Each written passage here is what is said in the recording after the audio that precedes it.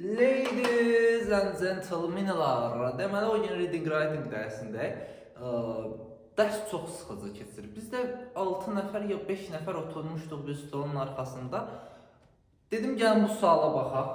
Yəni baxaq dedim, mən baxmışdım. Lovğalıq olsun, mən baxan kimi tapıram belə sualları.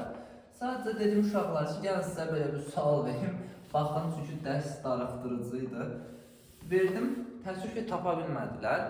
Bir də bizdə orada hamının ixtisası riyaziyyat deyil də. Biz bölünəndə qruplara İngilis dil proqramı üzrə oxuyuruq deyənə hər ixtisasdan adam salırlar. Məsələn, stolun arxasında hüquq oxuyan da var idi, IT oxuyan da var idi. Heç biri öz ixtisasını oxumur, sadəcə İngilis dil proqramı oxuyur bu il, bir illiyinə. Riyaziyyat oxuyan da var idi, tapa bilmədi, normaldır, çünki işləmirlər. Mən məsələn, sadəcə İngilis dil proqramı üzrə oxuyuruq, universitetlərlə riyaziyyat görməmiş olsaq belə, mən işləməyə çalışıram. Amma onlar işləmirlər, təəssüf ki, buna görə də paslanırlar. Paslanırlar, amma prekalkulus keçilir də, yəni gələni təzdən düzəldə biləcəklər.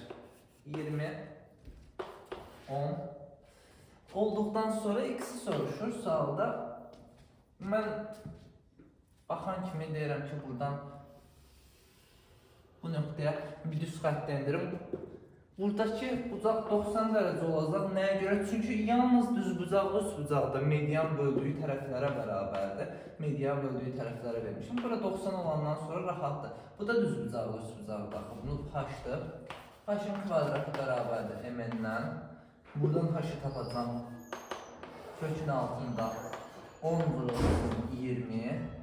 H-ı kök 200 tapandan sonra, kök 200 tapandan sonra h-ın kvadratı üstə ya 10'un kvadratı, x-in kvadratını verəcək. Burada 90 dərəcə düz bucaqlı üst bucaqdan. X-in kvadratı bərabərdir 100. Üstə gəl kök üstə gəl 200 bərabərdir 300'ə. X bərabərdir kökün altında 300. Bu qədər. Asan bir sual idi.